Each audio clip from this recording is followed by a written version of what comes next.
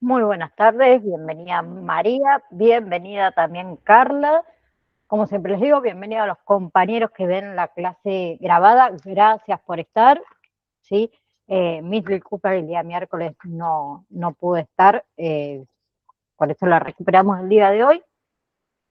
Eh, Vamos a hablar de algo muy especial que tiene que ver con las necesidades educativas especiales. Primero haciendo una pequeña introducción, ¿sí?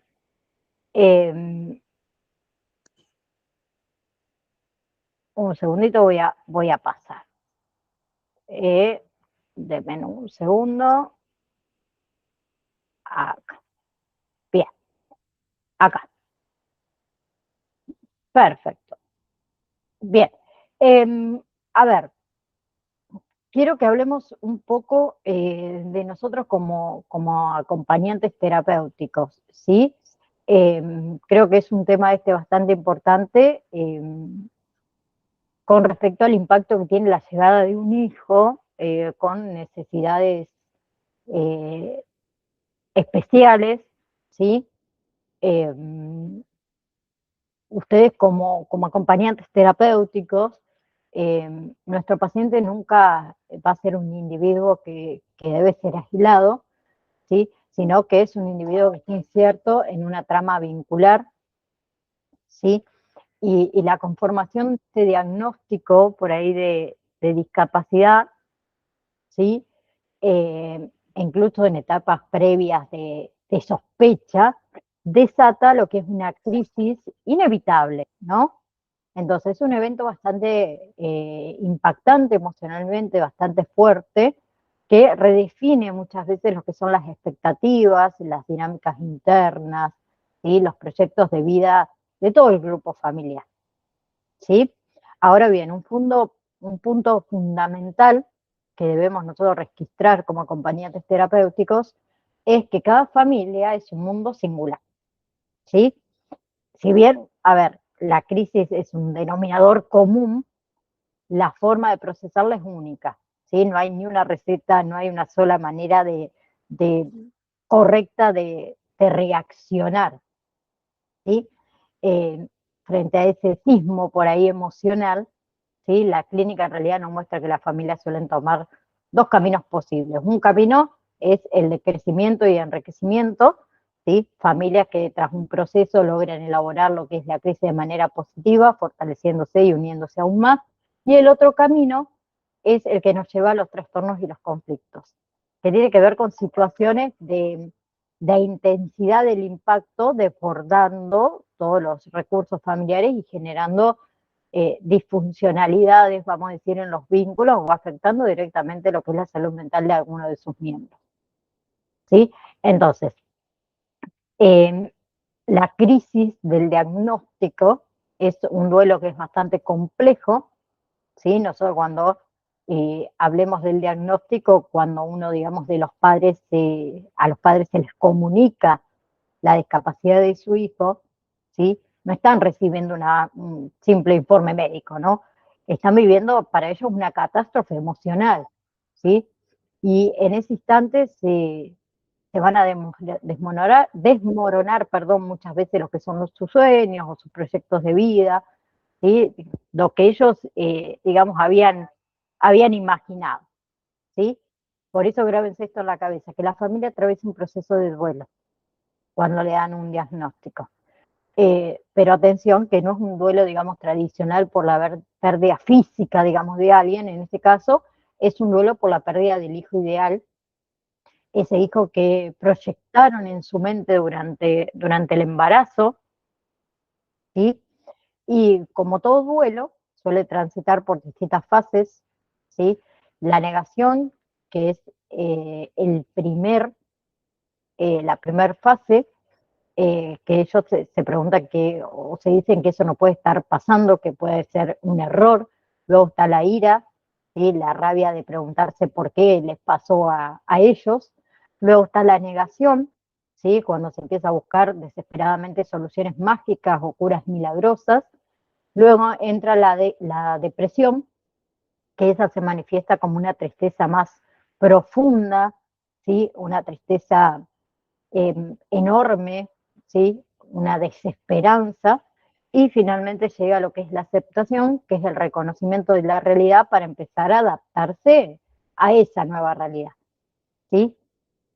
Y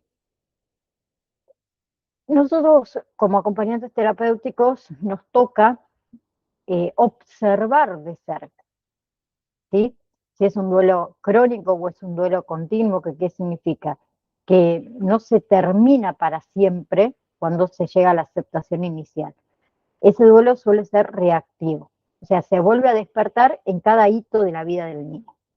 Aparece de nuevo, digamos, cuando tiene que empezar la escuela, por ejemplo, cuando llega la adolescencia, cuando se habla de independencia, ¿sí? O por ahí cuando surgen nuevas barreras, ¿sí? Entonces piensen en lo crucial que es el rol de la información, ¿sí? La manera que los profesionales comunican el diagnóstico, que eso puede cambiar el destino de esa familia, ¿sí? Si bien se da con empatía ese diagnóstico, con claridad y sobre todo con esperanza, ¿sí? Siempre resaltando las capacidades del niño, no solamente sus limitaciones, eso puede amortiguar muchísimo ese impacto negativo inicial, ¿sí? Pero hablemos un poquito de los conflictos en la trama vincular familiar, ¿sí? Cómo se atraviesa la convivencia, ¿sí? Que no solo vamos a dividir en 3 niveles: la pareja, los hermanos y la relación directa con el niño, comenzando por el impacto de la pareja, ¿sí? La crisis, chicos, es un imán que genera extremos, ¿sí? Puede provocar una hiperunión, donde los padres se fusionan, digamos, tanto en el rol de cuidadores, que se olvidan de ser pareja, o puede provocar una distancia emocional llena de reproches mutuos, ¿no? ¿Sí? Y también es muy común ver diferencias en los tiempos de afrontación, ¿sí? Quizás la madre por ahí ya aceptó la situación y quiere activar terapias, mientras que el padre sigue atrapado en la negación o la desesperación, que eso genera cortocircuitos, ¿no? Y lamentablemente suele aparecer una carga de cuidado desigual, donde uno de los dos asume todo el peso, ¿sí? Y eso deriva en un agotamiento extremo y resentimiento, ¿sí? En cambio, el impacto de los hermanos, ¿sí? Y ojo acá, ¿sí? Porque a veces los hermanos se vuelven, entre comillas, ¿no? Invisibles, ¿sí? Y nos necesitan atentos a los padres, ¿sí? Entonces, en esos hermanos solemos ver hijos parentales o buenos niños, hermanitos que asumieron roles de cuidado que no les corresponde por su edad, o que se transforman en niños perfectos que jamás protestan ni expresan sus necesidades para no sumar carga a sus padres, ¿sí? También están los sentimientos ambivalentes, o sea, sienten un amor y una protección inmensa por su hermano, pero al mismo tiempo sienten celos por la sí, atracción o atención que recibe ese hermanito, también muchas veces vergüenza social o culpa por tener esos pensamientos, y también en los hermanos también a veces se genera lo que es el aislamiento social, ¿sí? O el síndrome del héroe, ¿sí? ¿Qué significa? Que el ritmo familiar se restringe tanto que limita la vida social de los hermanos, ¿sí? Quienes a veces además cargan con la presión inconsciente, digamos, de ser ultra exitosos para compensar las imperfecciones de su hermano. Y después está la relación padre-hijo con discapacidad, que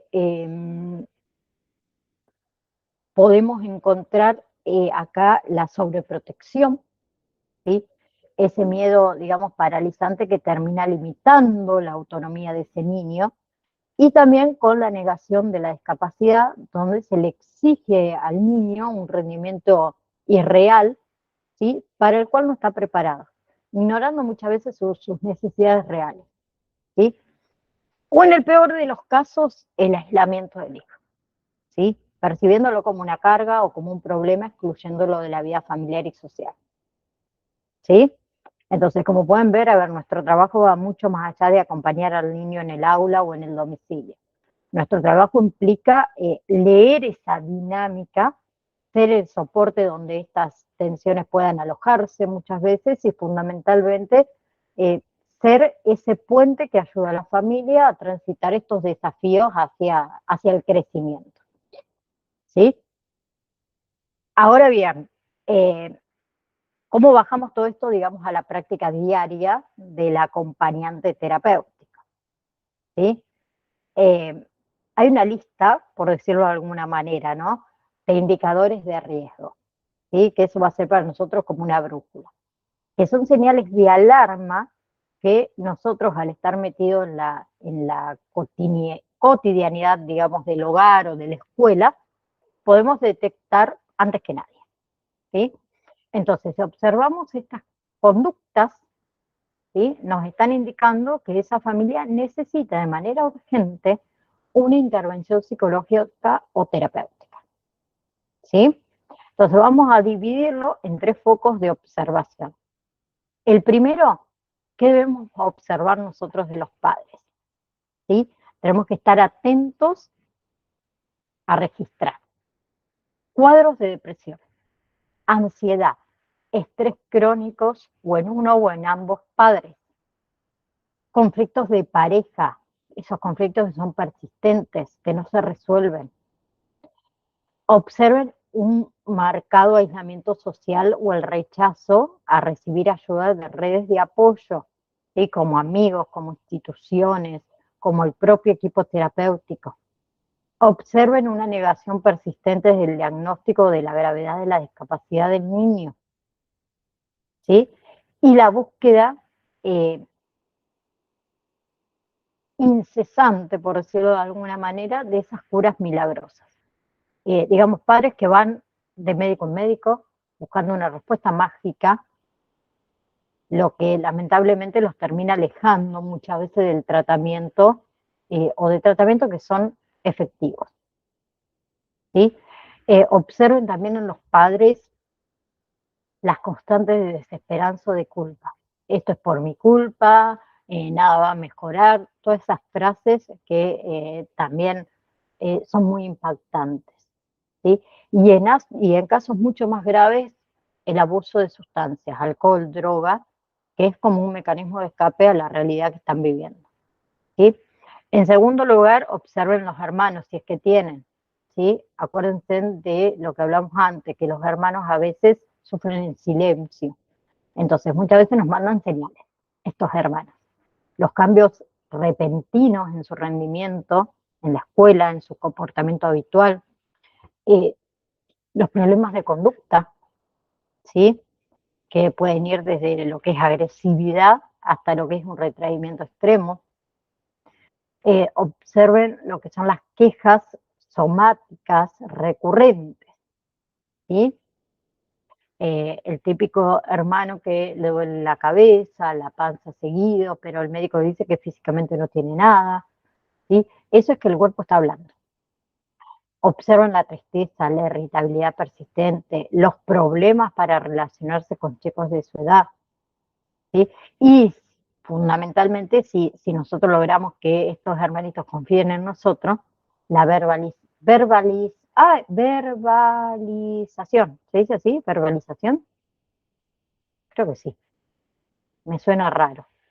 Bueno, si nos pueden expresar verbalmente su resentimiento o, vamos a decir, eso de sentirse sobrecargado, ¿sí? Y el tercer foco que nosotros tenemos que observar es la dinámica familiar general, ¿sí? El ambiente del hogar, digamos, ¿sí? Si hay, por ejemplo, comunicación deficiente, ¿sí?, o fría, hostil entre todos los miembros, ¿sí? Si hay dificultad para poner límites, tanto al niño con discapacidad como a los demás miembros de la familia, ¿sí?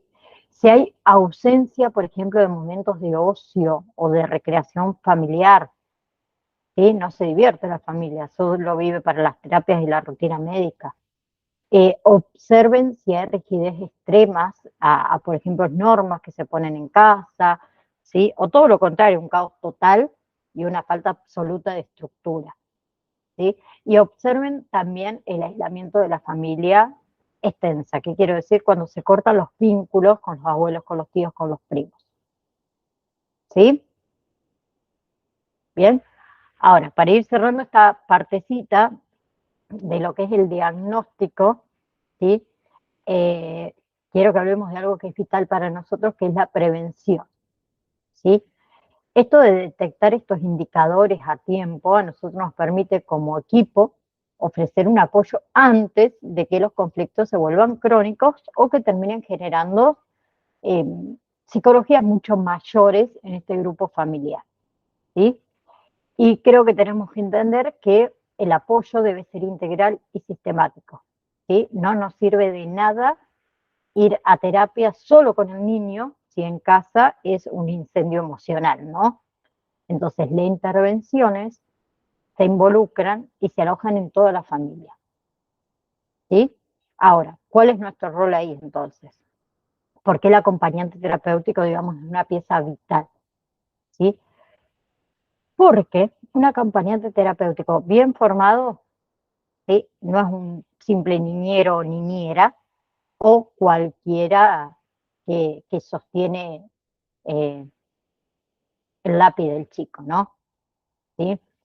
Un acompañante terapéutico con criterio clínico es el que observa la dinámica familiar en vivo y en directo, ¿sí? Ahí donde el psicólogo del consultorio no puede llegar. Es el que detecta conflictos vinculares antes de que estallen esos conflictos. Es el que sirve como nexo y puente entre lo que pasa en la casa y el resto de los profesionales de nuestro equipo terapéutico. El acompañante terapéutico es el que brinda apoyo emocional y psicoeducación no solamente a los padres, sino también a los hermanos en el día a día. Es el que ayuda también a fomentar la autonomía real de ese niño y que los padres puedan establecer límites saludables sin culpa. Y finalmente, el acompañante terapéutico es el que colabora activamente con la integración de ese niño en las actividades sociales y escolares, ¿sí? Entonces, acompañar en las infancias con necesidades educativas especiales, ¿sí? Es inevitablemente abrazar y alojar también a su familia, ¿sí? Esa en realidad es la complejidad y la belleza que tiene nuestra profesión, ¿no? ¿Sí? Ahora, las necesidades educativas especiales, que seguro que las han sentido nombrar un montón de veces, pero quiero que veamos qué son en realidad, ¿sí? Porque recién vimos cómo impacta el diagnóstico en la familia, ¿sí? Pero ahora quiero que pongamos más la lupa de lleno en el ámbito escolar y pedagógico. Entonces, ¿a qué nos referimos exactamente cuando hablamos de necesidades educativas especiales? ¿Sí? Que se abrevian con esas siglas, NEE. Se refiere a demandas particulares que tienen algunos estudiantes y que esos estudiantes requieren apoyo adicional o adaptaciones específicas en su proceso de aprendizaje, ¿sí? Y quiero que entiendan algo, que esas necesidades no surgen de la nada, ¿sí? Pueden estar causadas en realidad por diferentes factores, ¿sí? Pensemos en discapacidad, pensemos en dificultades específicas del aprendizaje, pensemos en diferencias lingüísticas o culturales, ¿sí? O incluso desventajas de tipo social o emocional, ¿sí? Bien, ahora, recordemos que cada niño es único, por ende sus necesidades también lo son. Y nuestro trabajo, en dupla con los padres y con la escuela, es más que nada comprender y apuntalar, digamos, esas necesidades para que ese niño alcance su máximo potencial. ¿Sí? Bien. Entonces, quiero compartirles antes de continuar con esto un pequeño videíto con respecto a las necesidades educativas especiales, ¿sí? Para después poder nosotros continuar con el tema de identificación, ¿sí?, de las necesidades educativas especiales, ¿sí?, en los niños. Nuestra web.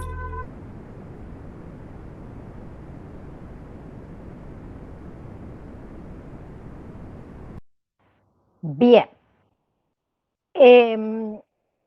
Esto de poder identificar las necesidades educativas especiales, ¿sí?, la identificación temprana, como decía también ahí el videíto, es el boleto doblado para brindar ese apoyo oportuno, ¿sí?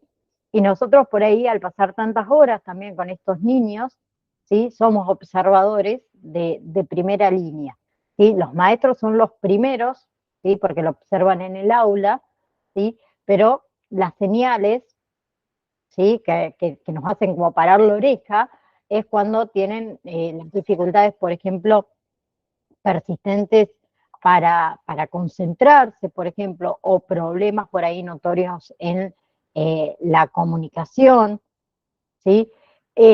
Por ejemplo, una resistencia y una angustia extrema a la hora de ir a la escuela, por ejemplo. Entonces, si notamos alguna de esas cuestiones que son inusuales, ¿sí?, en lo que es el desarrollo académico y social del niño, nuestro deber es comunicarlo siempre de inmediato y abrir el diálogo, digamos, con los profes, con los especialistas del equipo de orientación educativa, ¿sí?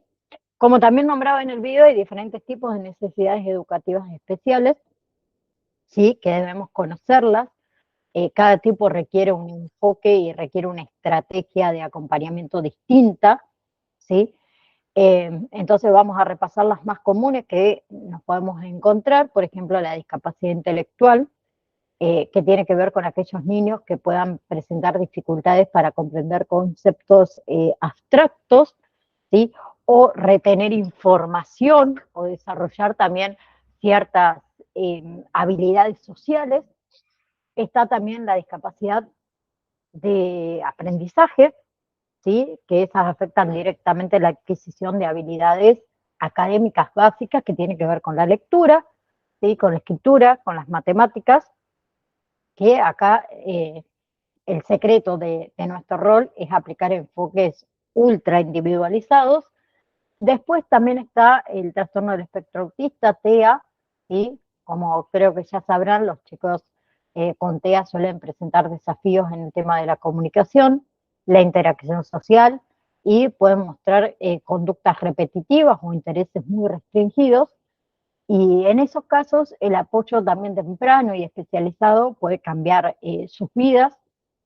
También está el trastorno del lenguaje, que se afecta la comunicación verbal como la no verbal. Entonces, si un niño no puede expresarse o no puede entender bien, ¿sí?, eso va a impactar directamente su desarrollo académico y en cómo se lleva también con sus compañeros. Está también las dificultades sensoriales, ¿sí? Y ojito con esto, ¿sí?, porque hay alumnos que presentan hipersensibilidad o hiposensibilidad a estímulos del entorno, como son los ruidos fuertes, por ejemplo, las luces, el tacto, ¿sí? Entonces imagínense una aula ruidosa para un chico con hipersensibilidad, ¿sí? Su experiencia educativa se altera por completo. También están los trastornos emocionales y del comportamiento, que son situaciones donde las dificultades en la gestión emocional terminan afectando la conducta de ese niño y también su forma de socializar. Y por último, tenemos las necesidades específicas de apoyo educativo, ¿sí?, que es un concepto, ¿sí?, más amplio. Es un grupo que engloba, digamos, diversas situaciones donde el alumno requiere como un empujón o como un apoyo extra, vamos a decir, en su trayectoria escolar, ¿sí? Entonces, quiero que piensen en el impacto real de lo que ustedes van a hacer, ¿sí? Esto de ofrecer educación especializada y adaptada a las necesidades educativas especiales no es hacer un favorcito. Es garantizar el derecho, ¿sí? Que trae un montón de beneficios que son enormes, ¿sí? Entre los beneficios yo les coloqué desarrollo integral, y permite ese desarrollo integral. Le da al niño la oportunidad de alcanzar su máximo potencial, no solo en las notas, sino en la parte emocional y social, ¿sí? También les coloqué fomentar la inclusión social, es otro de los beneficios que trae las necesidades, la educación en necesidades educativas especiales, valga la redundancia, ¿sí? Todas escuelas que alojen, ¿sí? Estas necesidades educativas especiales enseñan a convivir más que nada con la diversidad, ¿sí? Construyendo también desde la infancia una sociedad más justa y más tolerante. También aumenta la autoestima y la confianza, ¿sí? Cuando esos niños, con el apoyo del acompañante terapéutico, superan obstáculos y logran metas que creían imposibles, su seguridad se va para arriba, ¿sí? También mejora el rendimiento académico, ¿sí? Con las adaptaciones educativas, el aula, digamos, deja de ser un lugar de frustración para ellos y se convierte en un lugar de aprendizaje real, que de eso se trata, ¿sí? Y también los prepara para la vida adulta, ¿sí? Que es en definitiva nuestro fin último como acompañantes terapéuticos, darle herramientas para que el día de mañana sean personas lo más independientes y lo más autónomas posibles, ¿sí? Entonces, ¿cómo podemos nosotros apoyar a un niño, ¿sí? Desde nuestro rol y en conjunto con la familia, ¿no? ¿Sí? ¿Cómo se traduce todo esto al día a día? ¿Cómo apoyamos correctamente a un niño con necesidades educativas especiales? ¿Sí? Primero que nada con la comunicación abierta. ¿Sí? Nosotros tenemos que mantener un canal de diálogo empático con ese niño, ¿sí? Hay que escucharlo activamente, hay que visualizar sus emociones y hay que valorar sus opiniones, ¿sí? El niño creo que tiene que saber que su voz cuenta, ¿sí? Segundo, colaboración con los educadores, ¿sí? Porque nuestro trabajo no va a ser aislado como acompañantes terapéuticos. Somos un equipo, que eso nunca se deben olvidar. Entonces, debemos tirar todos para el mismo lado, con los docentes y con los especialistas, para entender y para apuntalar las necesidades específicas dentro de esa aula. Tercero, le puse reforzamiento positivo, ¿sí? Clave para la motivación. Hay que reconocer y celebrar cada logro, ¿sí? Por más chico que parezca ese logro, ¿sí? Pero para ese alumno, ¿sí? Lo que para otros a lo mejor es natural, a veces requiere un esfuerzo enorme, ¿sí? Entonces motiven y reconozcan. Cuarto, le puse entorno favorable. Ayuda a que tanto el aula como la casa sean espacios propicios para el aprendizaje, ¿sí? Pero también que sean lugares seguros para su libre expresión de sus emociones.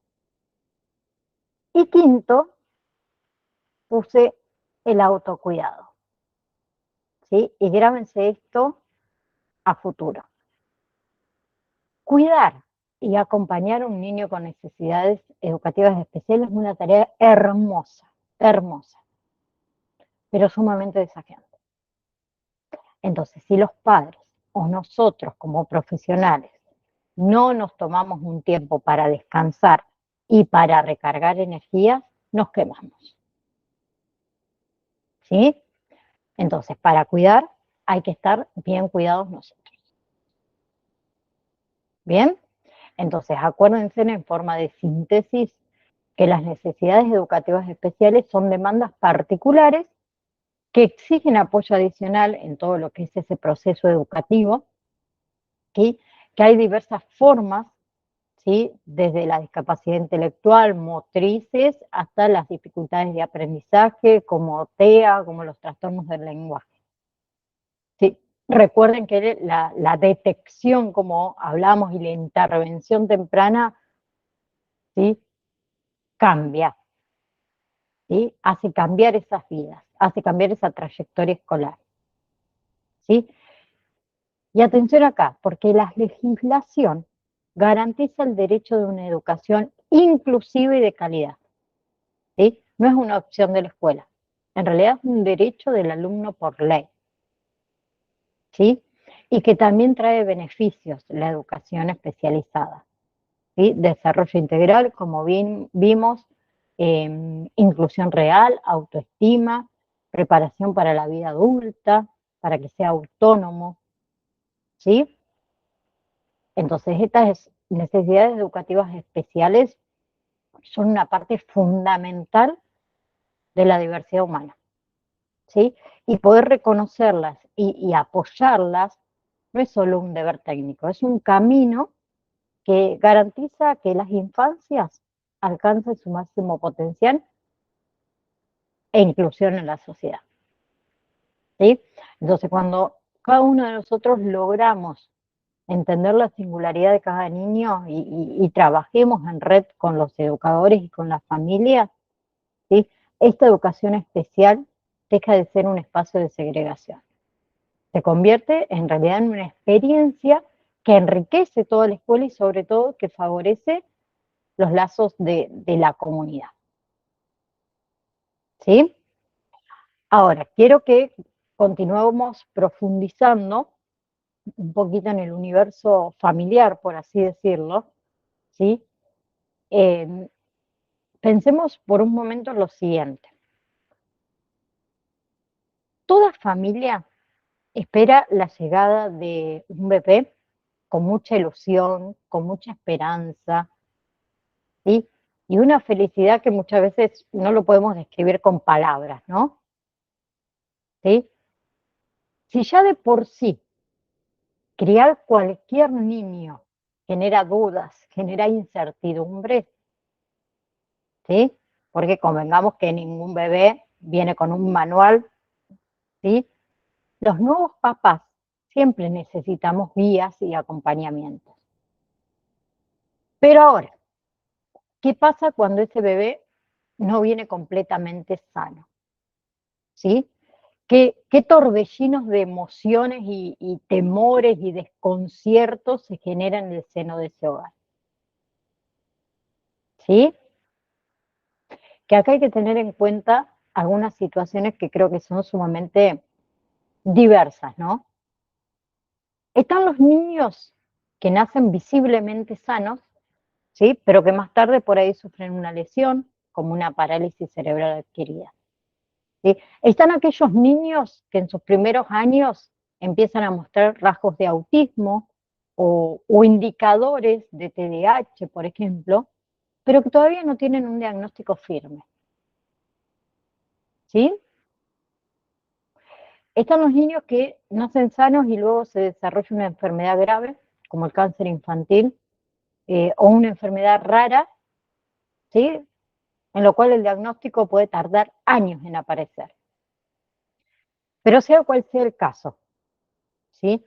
Esos niños van a requerir necesidades específicas, especiales, que deben atenderse desde una edad muy temprana, ¿sí?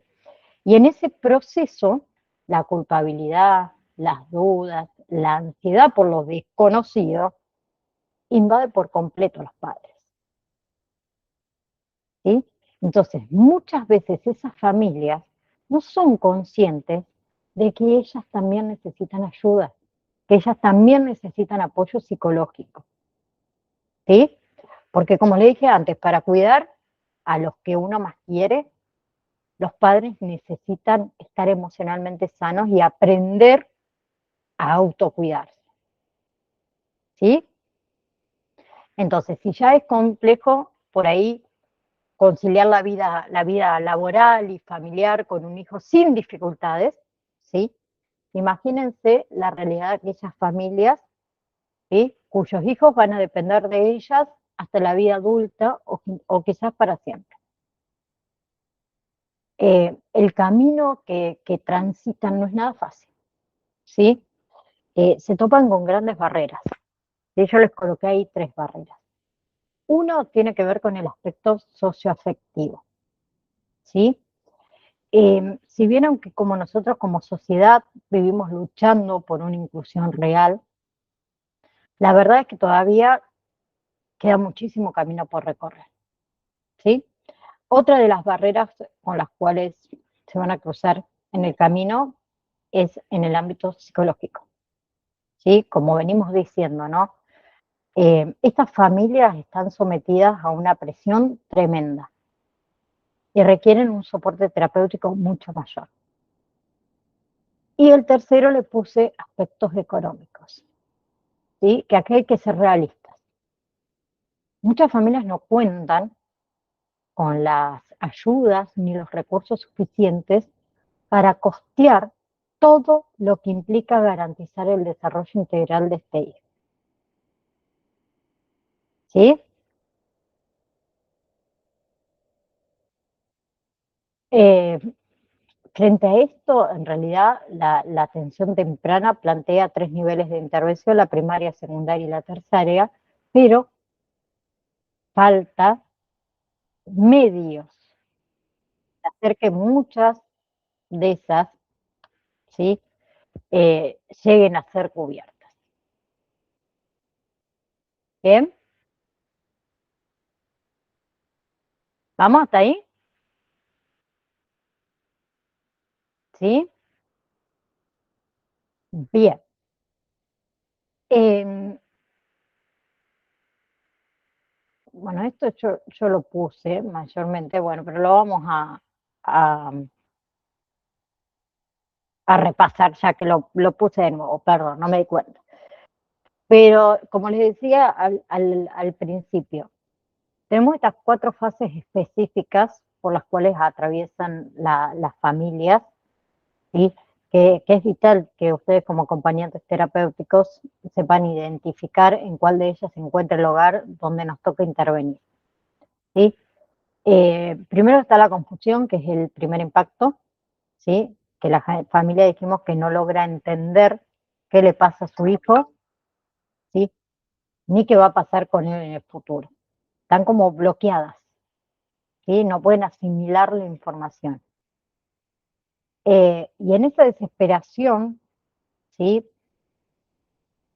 Por saber cómo ayudarlos, buscan un diagnóstico que lamentablemente muchas veces resulta confuso, resulta tardío o incluso equivocado.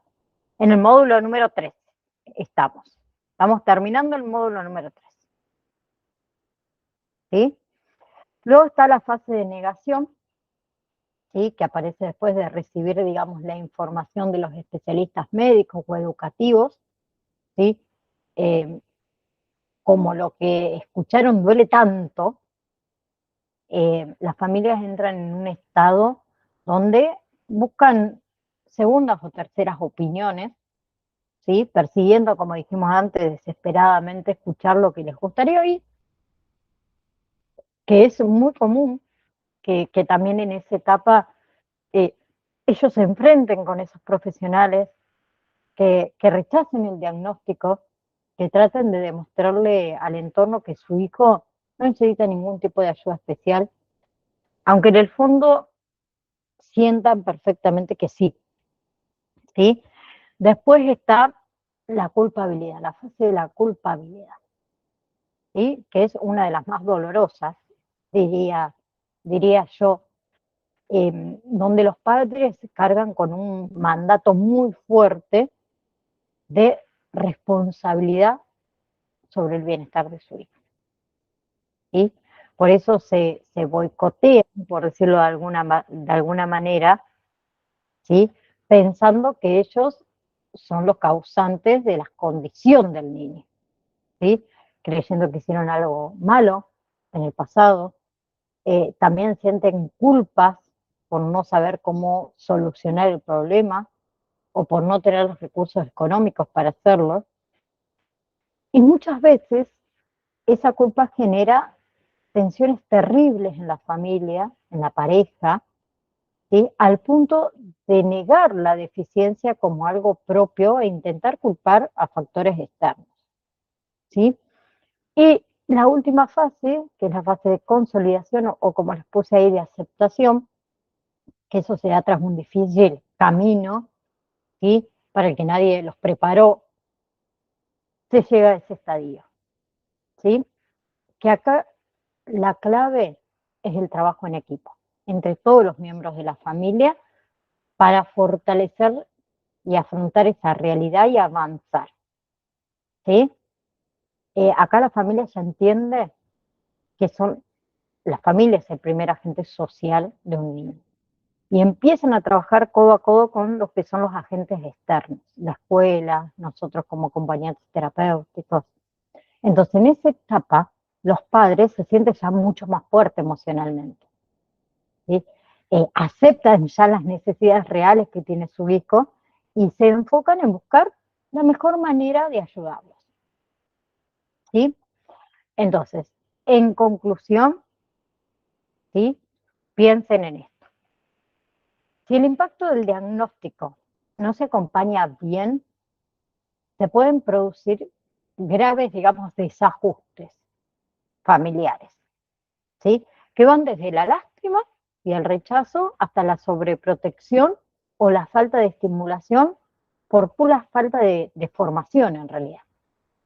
Entonces, la actitud que asuman los padres va a ser determinante en la evolución y la mejoría de ese niño, ¿sí? Cuando una familia logra estabilidad y orden, digamos que las condiciones psicológicas cambian, ¿sí? Permitiendo una formación integral satisfactoria. Pero si el entorno familiar sigue siendo caótico, sigue siendo inapropiado, el desarrollo de ese niño va a ser precario, ¿sí? Por eso nuestro trabajo con la familia es tan valioso. No estamos ahí solo para el niño, estamos ahí también para los padres, para que los padres entiendan las necesidades de su hijo, para que puedan solucionar problemas, para que puedan colaborar con éxito en su desarrollo, ¿sí? Y esas familias necesitan formación, pero sobre todo necesitan un guía, ¿sí? Alguien que les dé seguridad de lo que están haciendo en cada momento, qué es lo correcto y lo adecuado para su hijo, que tanto aman, ¿no? ¿Sí? Ahora, quiero que corramos la mirada del dolor y corramos la mirada de la dificultad y nos detengamos en algo maravilloso, diría yo, ¿sí? La resiliencia de esta familia, ¿sí? La gran mayoría de los hogares que transitan las necesidades educativas especiales se mueven por valores que son inquebrantables, ¿sí? A pesar de los sismos, bueno, yo digo esta palabra real, a pesar del caos, vamos a decirlo así, que ocurre a su alrededor, ¿sí? Desarrollan una habilidad única para relacionarse y reaccionar ante todas esas adversidades, ¿no? ¿Sí? Eh, Suman fuerzas de donde no las hay y canalizan su energía positivamente, admirable, teniendo siempre algo bien claro, ¿sí? Que sus hijos sean lo más autónomos posible, que puedan valerse por sí mismos y que ante todo sean felices, ¿sí? Entonces creo que todavía tenemos muchísimo que aprender de ellos, de estas familias. Son familias que se enfrentan a desafíos cotidianos, eh, pero que en ese camino aprenden a valorar las cosas más sencillas de la vida, que son las que realmente valen la pena, ¿sí? Eh, entonces, repasemos esos 4 grandes aprendizajes que estas familias en realidad creo que nos regalan, ¿sí? Uno, en no ser indispensables. Les ayuda a ser autónomos a los niños, ¿sí? A veces nosotros erróneamente, ¿sí? No por querer dañar, todo lo contrario, medimos el éxito de la crianza o del acompañamiento por la cantidad de cosas que hacemos por el niño. Y creo que nos estamos olvidando de que el verdadero éxito radica en lo que le enseñamos a hacer a los niños por sí mismos. ¿Sí? Entonces, darle todo resuelto no los prepara para las adversidades de la vida. Los adultos debemos ser la guía, no debemos ser sus sustitutos. ¿Sí? Entonces, si le estamos enseñando a ponerse una prenda de ropa o a comer con la cuchara o a lavarse los dientes, ¿sí? La técnica, a ver, clínica es la misma que usan todas las familias. Primero nosotros somos sus modelos, le mostramos cómo se hace, después lo hacemos con el niño. Y si al niño le cuesta, lo modelamos físicamente y vamos retirando la ayuda poquito a poco. Y fundamentalmente que confiemos que lo pueden hacer. ¿Sí? Si el niño siente nuestra confianza, se siente seguro. Hay que dejar que lo intente solo, aunque cometa errores. ¿Sí? Porque a través de la repetición y el tiempo van a lograrlo.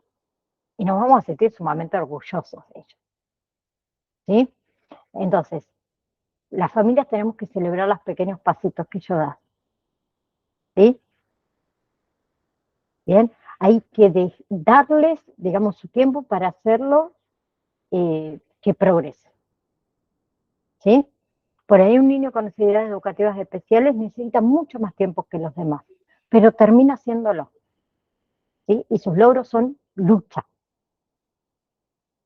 ¿Sí?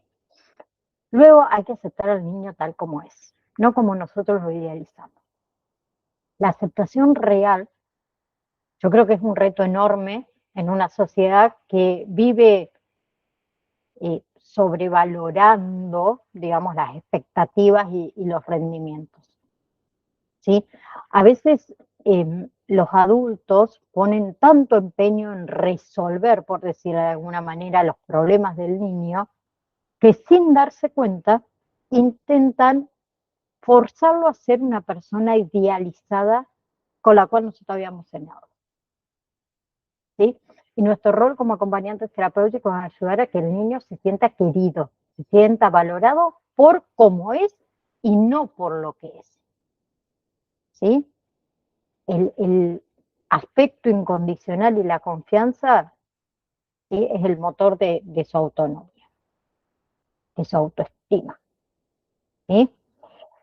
También creo que algo que debemos aprender mucho más de estas familias es el don de la paciencia. ¿Sí? Cada persona tiene su ritmo de desarrollo. La comprensión constante creo que es el reto que nosotros tenemos.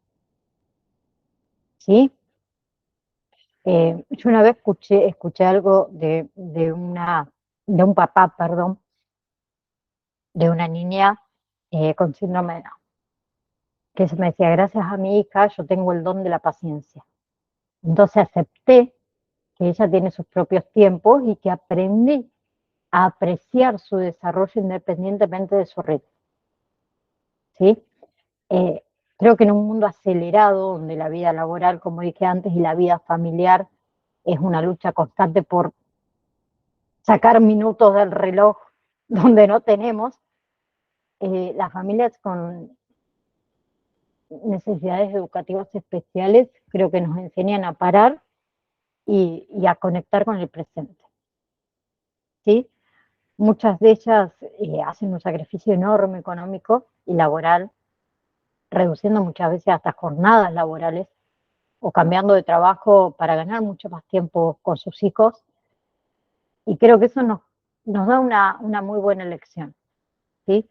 Que el tiempo de calidad compartido no se puede reemplazar con actividades extraoficiales ni con compensaciones materiales. Estar presente, observar, escuchar requiere paciencia. ¿Sí? Y creo que es lo único que fortalece el vínculo día a día. Y lo otro es aprender a soltar el qué dirán. ¿Sí? nosotros los seres humanos vivimos pendientes de la mirada y la opinión ajena, ¿sí? Entonces, si ya es difícil que nos acepten, ¿sí? Si ya es difícil que no nos afecte lo que piensen de nosotros, yo creo que es 1000 veces más doloroso cuando juzgan, perdón, a nuestros hijos, ¿sí? Muchas familias con niños con necesidades educativas especiales se enfrentan a situaciones sociales donde el niño tiene una crisis o un comportamiento disruptivo, ¿sí? Y ante la mirada juzgadora del entorno sienten vergüenza, terminan aislándose para evitar pasar por eso, ¿sí? Y yo digo que es duro escucharlo, pero pasa todos los días. Y como sociedad somos los responsables, ¿sí? La falta de empatía, los egos de la gente hace que miles de familias no se sientan incluidas, ¿sí? Perdiendo esa libertad de disfrutar del espacio público con sus hijos, ¿sí? Y no podemos mirar para otro lado. No podemos mirar para otro lado cuando existe bullying, cuando existe la discriminación y sigue creciendo día a día, ¿sí? Bien, entonces, los niños con necesidades educativas especiales nos enseñan a aceptar, ¿sí? Que por más esfuerzo que hagamos, no siempre podemos controlar todo lo que nos sucede en la vida, ¿sí? Y que es el día a día el que nos demuestra que educar para la autonomía es el camino hacia la felicidad, ¿sí? Y el amor incondicional es lo que hace que esas familias tengan cada una de sus mañanas una mayor razón para seguir adelante, ¿sí? Y nuestra tarea no es curar, no es normalizar, no es encajar al niño en un modelo. Nuestra tarea es acompañar en ese camino hacia la autonomía, sostener esa familia cuando el entorno se pone hostil.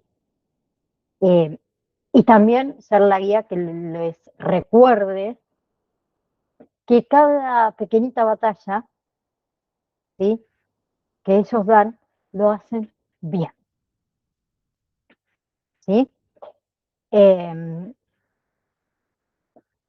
entonces, con esto quiero que nosotros terminemos lo que es el módulo número 3, ¿sí? Yo ya les habilité, ¿sí?, lo que va a ser módulo 4 y 5, que ahí están todas las patologías, todas las situaciones traumáticas. Acá la compañera me preguntaba si más adelante le voy a dar casos, si hay trabajos prácticos de casos, ¿sí? Ya los vamos a ir habilitando de a poquito, ¿sí? Em, Nosotros de igual manera nos encontramos, obviamente, yo me lo voy a anotar acá, módulo 4 y 5, porque si no después me olvido, el miércoles nos vamos a conectar a la hora de siempre, a las 17 horas, ¿sí? Les agradezco nuevamente, como les dije al principio, porque el miércoles pasado acompañé a mi padre al médico a otra ciudad y no llegaba con el horario, por eso suspendí la clase. Eh, Les pido perdón, pero me pareció importante acompañarlo.